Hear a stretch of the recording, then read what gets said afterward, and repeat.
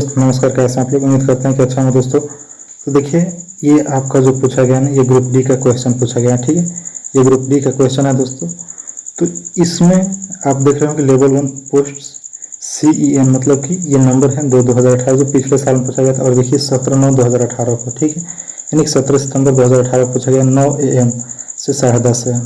ठीक है, मतलब सेकेंड शिफ्ट में ये पूछा गया लेवल 1 क्वेश्चन है। तो इसमें देखिए हम कवर किए हैं जीके जीएस के क्वेश्चन को। देखिए पहला क्वेश्चन इसमें क्या पूछा गया था कि जब तक, ठीक है, जब तक किसी पिंड पर असंतुलित बल लागू किया जाता है तब तक इसकी मतलब क्या निरंतर परिवर्तन होता रहता है। क्या होता रहता है? चाल। ठीक है, चाल निरंतर परिवर्तन होता रहता है। और देखिए यहाँ पे ये जो ऑप्शन चूज किया है कैंडिडेट ने, ये 4 किया है, लेकिन इसमें होगा ऑप्शन नंबर 3 होगा, तो इसलिए इसका ये गलत है। ठीक है, तो ये आंसर की है, उसी में से हम प्रश्न को कवर किए हैं। ठीक है, तो ये चाल होगा। ठीक है, अगला क्वेश्चन देखिए। और दोस्तों एक आपसे रिक्वेस्ट है कि अगर आप रेलवे से संबंधित NTPC या ग्रुप डी या किसी परीक्षा की तैयारी करते हैं तो हमारी सरकारी एग्जाम पॉइंट यूट्यूब चैनल को सब्सक्राइब कर लें, क्योंकि हम रियल क्वेश्चन को लेकर आते हैं जो कि प्रीवियस ईयर में पूछा गया होता है। देखिए दूसरा क्वेश्चन इसमें क्या है, और देखिए पहले के बाद चौथा पाँचवा ऐसा आएगा, क्यों 20 डॉलर, क्योंकि जो मैथ का क्वेश्चन है उसको हम छांट दिए हैं, उसको दूसरे वीडियो में हम कवर करेंगे। ठीक है, उसको हल करा करके। देखिए इसमें है चौथा क्वेश्चन कि ट्रैफिक को नियंत्रित करने के लिए रोबोट का उपयोग करने वाले भारत के पहले शहर का नाम बताइए। जो ट्रैफिक को नियंत्रित करने के लिए रोबोट का उपयोग करने वाले भारत के पहले शहर का नाम क्या है? इंदौर है। ठीक है, इंदौर है। अगला क्वेश्चन है कि आधुनिक आवर्त सारणी में कौन से समूह के तत्वों का बाहरी कोष पूर्ण होता है? आधुनिक आवर्त सारणी में कौन से समूह के तत्वों का बाहरी कोष क्या होता है? पूर्ण, मतलब पूरा होता है, तो वो होगा 18वां। ठीक, अगला क्वेश्चन देखिए। विवादित फिल्म पद्मावत में अलाउद्दीन खिलजी का किरदार किसने निभाया था? जो विवादित फिल्म थी जिसपे विवाद चल रहा था, क्या, पद्मावत, उसमें अलाउद्दीन खिलजी का किरदार किसने निभाया था? तो वो रणवीर सिंह ने निभाया था। ठीक है, रणवीर सिंह। अगला क्वेश्चन है कि उस व्यक्ति को चुने जो एक समान समूह से संबंधित ना हो, मतलब कि एक समान समूह से संबंधित ना हो। ये रीजनिंग में भी आ जाएगा। ठीक है, देखिए अल्बर्ट आइंस्टीन, थॉमस एडिसन और अलेक्जेंडर ग्राहम बेल, ये क्या थे? वैज्ञानिक थे। लेकिन ये जो विराट कोहली है ना, ये क्रिकेटर हैं, सभी लोग जानते हैं, तो इसलिए ये विराट कोहली अलग हो जाएगा सभी से। अगला देखिए, जब कोई वस्तु वृत्तीय पथ पर गति करती हो तो घूर्णन करती हुई वस्तु पर केंद्र की ओर लगने वाला बल कहलाता है तो अभिकेंद्रीय बल। देखिए जब कोई भी वृत्तीय पथ पर गति करेगी तो उस पर जो केंद्र की ओर जो बल लगेगा ना, उसे क्या कहते हैं? अभिकेंद्रीय बल कहते हैं। ये कई बार क्वेश्चन पूछा जा चुका है दोस्तों। ये देखिए अगला, निम्नलिखित में से कौन सा जानवर पराध्वनि उत्पन्न करता है? पराध्वनि, ठीक है, पराध्वनि उत्पन्न करता है तो वो पारपोइसेस।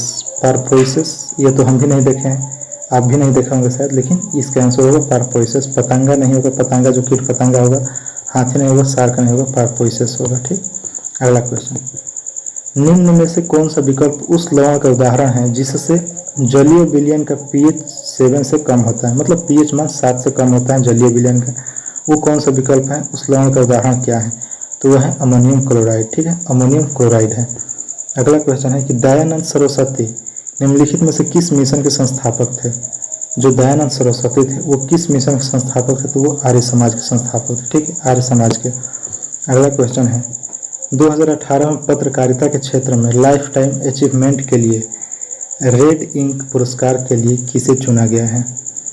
देखिए ये करेंट उस समय था, इस समय नहीं पूछा जाएगा, लेकिन इसका आंसर हो जाएगा मार्क टूली। ठीक है, मार्क टूली।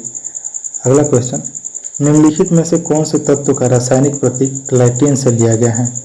निम्नलिखित में से कौन से तत्व का जो रासायनिक प्रतीक है वो लैटिन से लिया गया है? तो वो आयरन का लिया गया है। ठीक है, आयरन का। अगला, निम्नलिखित में से किस अभिक्रिया में ऑक्सीजन हवा में मुक्त होती है?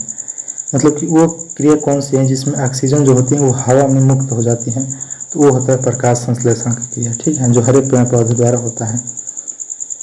अगला क्वेश्चन है, धातु ऑक्साइड और हाइड्रोजन का निर्माण करने के लिए निम्नलिखित में से कौन सी धातु वाष्प के साथ अभिक्रिया करती है?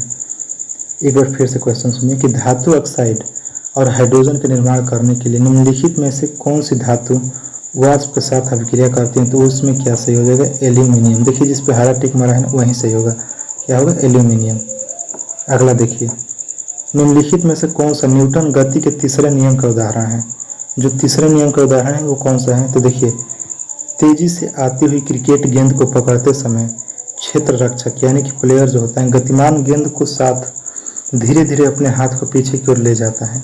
यही तीसरे नियम से संबंधित है। ठीक है, अगला ये न्यूटन का तीसरा नियम था। ठीक है, अगला देखिए, सिनेमा के क्षेत्र में सर्वश्रेष्ठ प्रदर्शन के लिए प्रतिवर्ष अकादमी अवार्ड यानी कि ऑस्कर अवार्ड का आयोजन किस देश में होता है, तो वो होता है यूएसए में। ठीक है, सिनेमा के क्षेत्र में सर्वश्रेष्ठ प्रदर्शन के लिए प्रतिवर्ष अकादमी अवार्ड यानी कि ऑस्कर अवार्ड का आयोजन किस देश में होता है, तो यूएसए में होता है। ठीक है, अगला क्वेश्चन देखिए, 100 वर्षीय युद्ध किन देशों के बीच लड़ा गया था।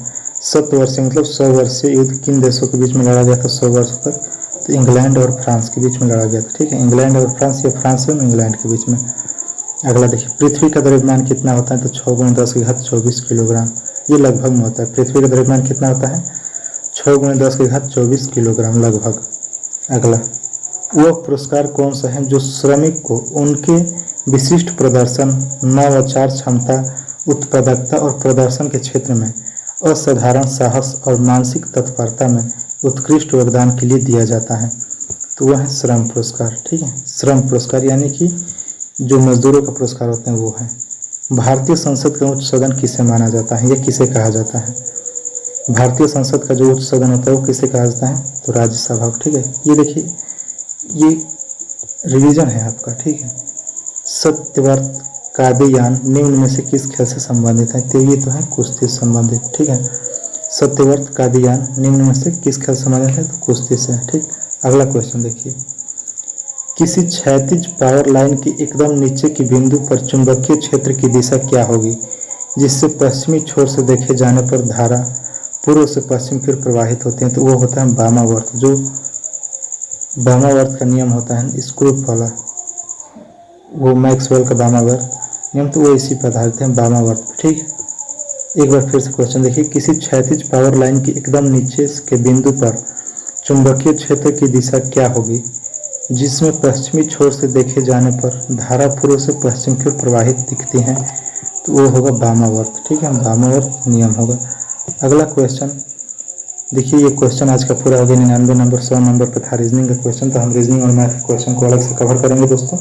तब तक के लिए जय हिंद, और हमारे पल पल के अपडेट पाने के लिए हमारे सरकारी एग्जाम पॉइंट टू चैनल को सब्सक्राइब करें, क्योंकि जो आगामी परीक्षाएं ग्रुप डी और एनटीपीसी में आपका बहुत ही लाभकारी होने वाला है हमारे चैनल। ठीक है, तो फिर मिलेंगे आगे वीडियो में, तब तक के लिए जय हिंद दोस्तों।